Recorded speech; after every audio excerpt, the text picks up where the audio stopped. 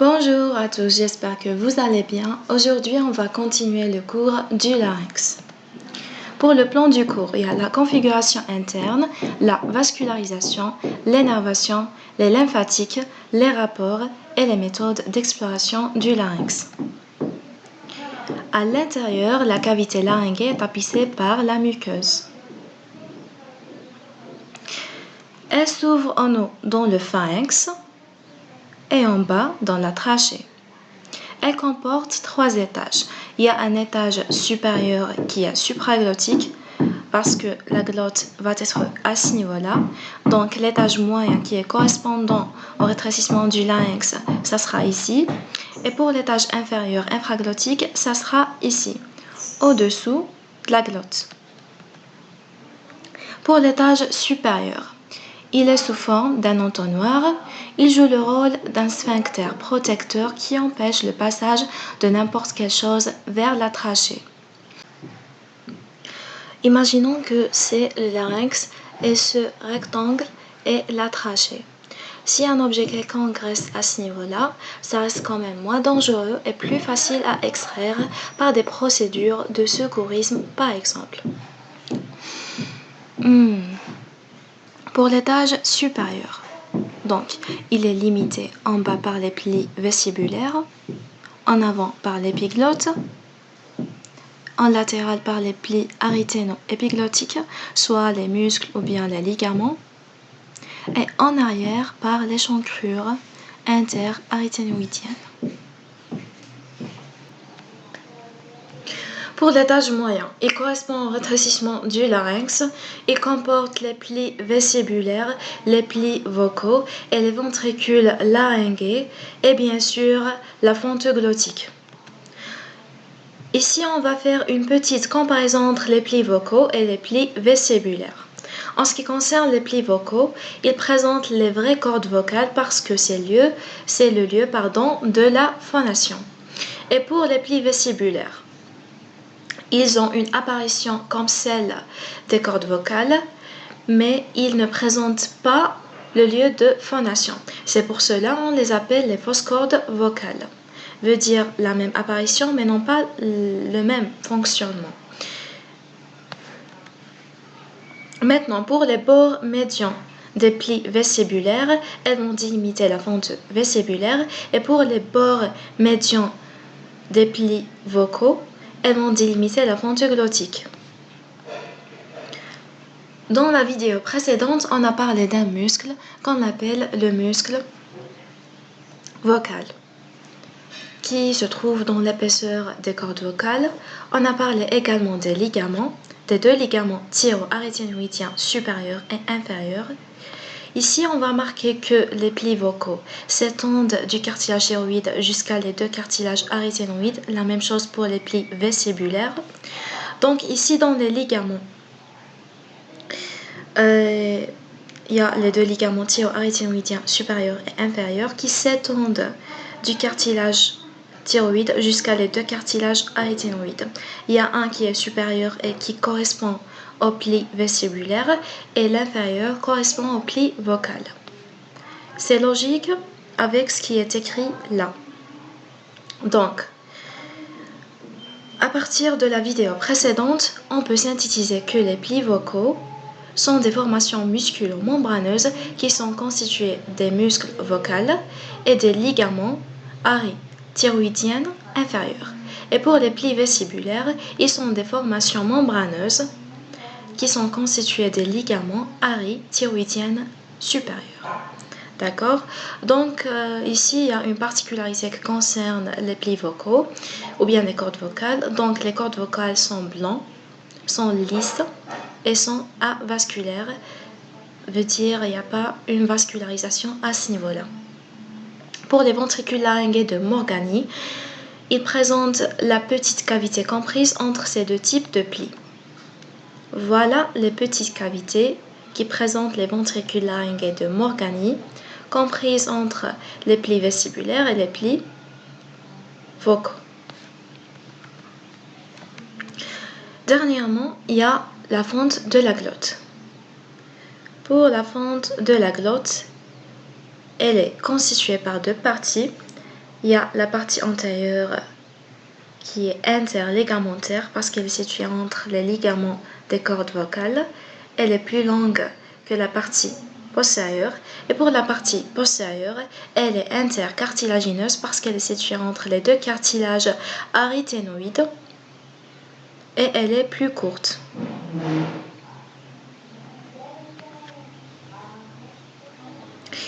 En ce qui concerne les changements de la fente de la glotte selon l'inspiration, l'expiration et la phonation, donc la fente sera large durant l'inspiration, moins large durant l'expiration et très étroite durant la phonation.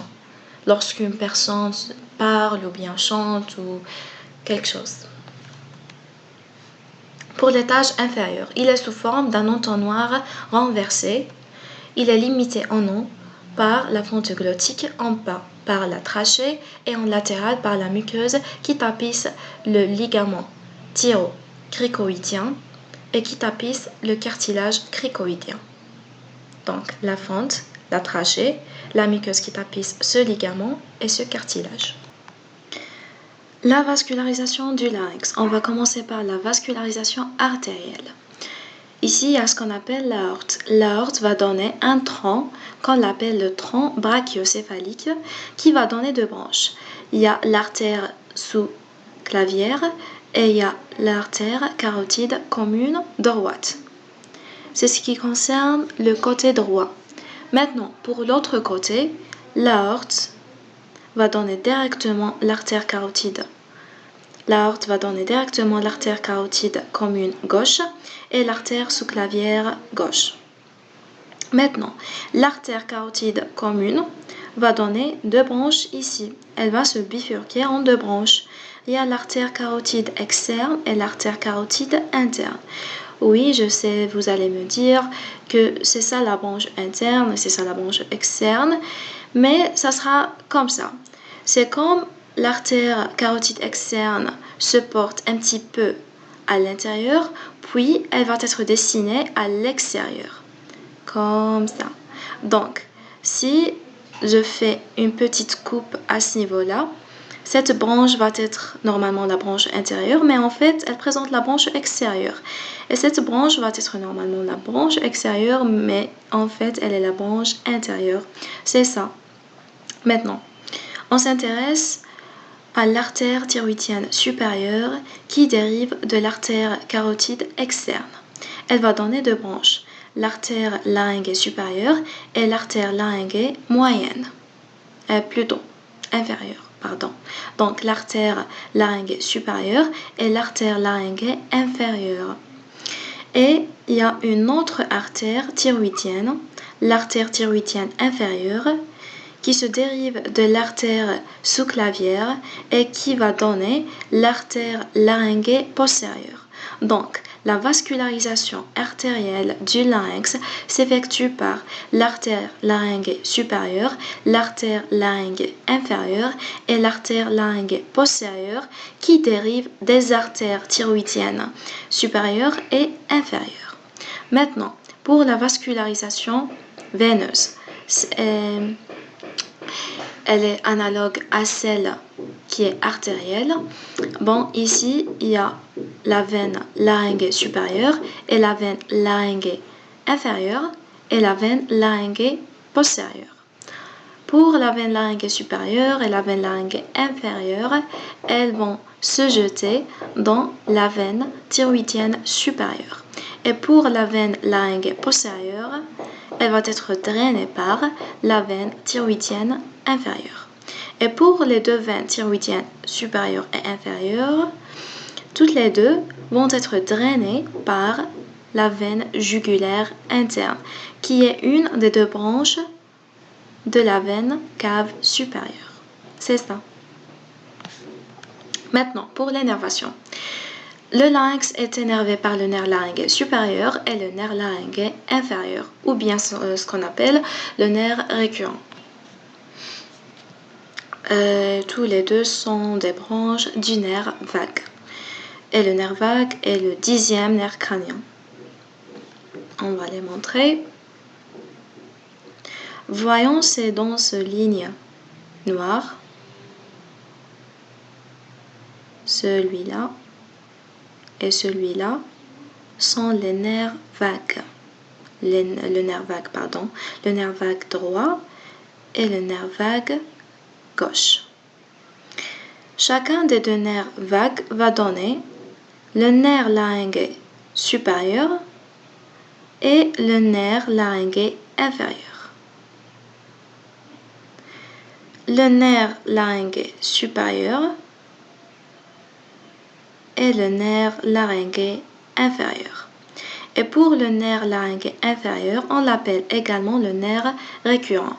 Je vais montrer ça également dans l'animation pour bien comprendre. Donc, le nerf vague,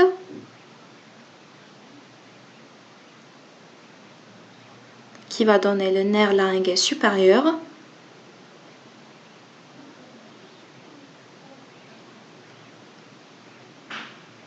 et le nerf laryngé inférieur, en arrière, ou bien un petit peu en arrière, c'est pas en arrière en fait, c'est postérieur-latéral.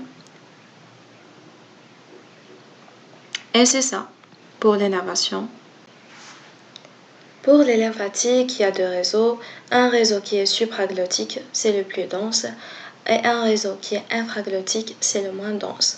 Donc le drainage de ces nœuds s'effectue par des collecteurs lymphatiques ou bien des vaisseaux lymphatiques. Que ça sera la destination de ces collecteurs lymphatiques.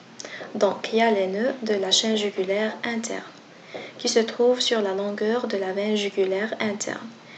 Ici, ils sont en bleu. Voilà. Donc, et les nœuds prétrachiaux qui se trouvent en avant par rapport à la trachée. Donc, près ici veut dire en avant, qui sont en violet. Et il y a les nœuds prélaryngés. Les nœuds prélaryngés sont les nœuds qui sont situés en avant par rapport au larynx et exactement en avant par rapport au cartilage cricoïde. Il y a également les nœuds de la chaîne récurrentielle qui se trouvent sur la longueur du nerf récurrent ou bien du nerf laryngé inférieur. Pour les rapports du larynx, en avant, il y a les muscles de la région sous-hyoïdienne, il y a les fascias ou bien les membranes de recouvrement du cou, superficiel et moyen, et il y a l'isthme de la glande thyroïde.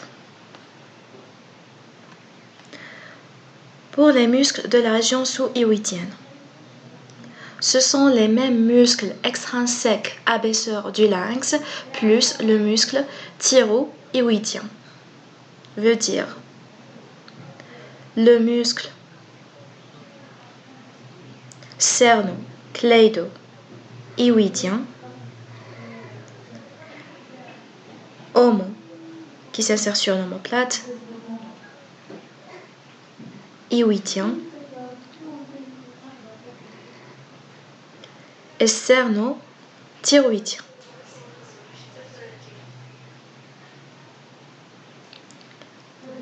Voilà les muscles extrinsèques abaisseurs du larynx plus le muscle thyro-hyoïdien qui s'insère sur le cartilage thyroïde et l'os hyoïde. Voilà.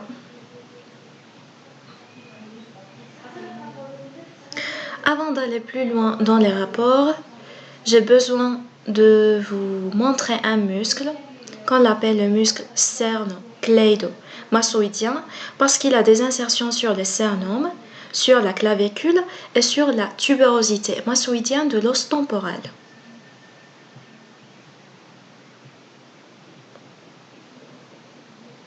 Voilà, sternum, clavicule et la tuberosité massoïdienne. Donc, ici, dans les rapports du larynx, le muscle cerno-cleido-massoïdien n'est pas vraiment intéressant, mais c'est la membrane qui va lier les deux muscles des deux côtés, droit et gauche, qui nous intéresse, parce qu'elle est parmi les rapports antérieurs du larynx, et c'est elle qui présente ce qu'on appelle le fascia superficiel. C'est bien montré dans cette coupe. Voilà le larynx. Voilà les deux muscles cerno-cleido massoïdien. Donc il y a un fascia ou bien une membrane qui va recouvrir ces deux muscles et qui va lier ces deux muscles, et c'est elle qui est parmi, c'est il qui est parmi les rapports antérieurs du larynx. Maintenant pour le fascia moyen. Les muscles extrinsèques abaisseurs du larynx sont recouverts par une membrane. Veut dire le muscle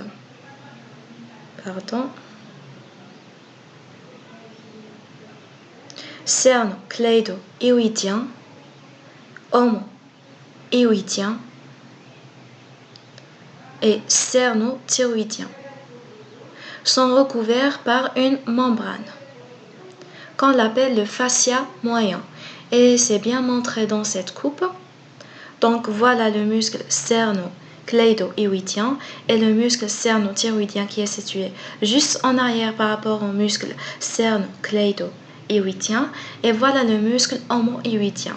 Donc ces muscles sont recouverts par une fascia. Et ce fascia présente un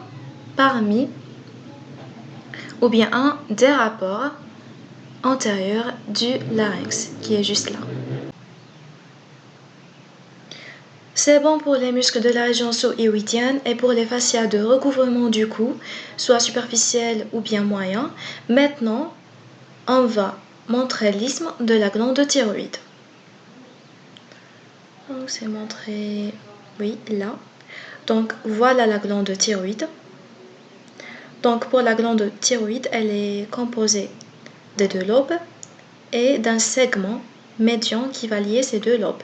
C'est ce qu'on appelle l'isthme de la glande thyroïde, et il est situé en avant par rapport au larynx. En arrière, il y a le pharynx. Latéralement, il y a les deux lobes de la glande thyroïde. Et il y a également le paquet vasculo-nerveux qui comporte la veine jugulaire interne et l'artère carotide commune et le nerf vague. Donc, en arrière, il y a le pharynx, latéralement les deux lobes de la thyroïde avec le paquet vasculo-nerveux du cou.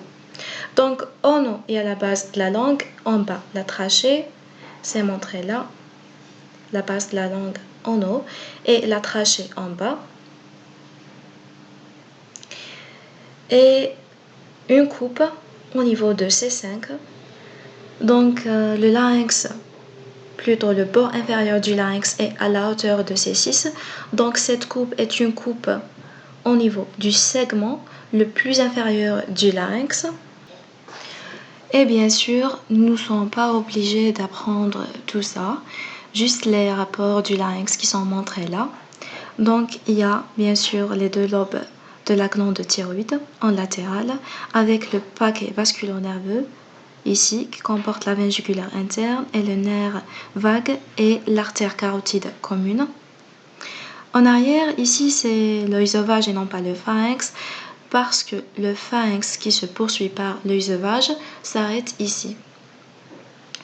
Il y a les muscles homo-hyoïdiens et sternocleido-hyoïdien et sternothyroïdien qui sont recouverts par le fascia moyen, et il y a le fascia antérieur ou bien superficiel qui recouvre les deux muscles sternocleido-massoïdiens. Quelles sont les méthodes d'exploration du larynx? Il y a la laryngoscopie avec un miroir, ou bien avec fibroscopie souple, ou bien avec un laryngoscope. Merci, j'espère que ça va vous aider. N'oubliez pas de faire un petit like et subscribe. Et bien sûr, si vous avez des critiques constructives ou bien des questions, laissez-les dans les commentaires et j'essaierai de vous répondre. Et à la prochaine et bon courage!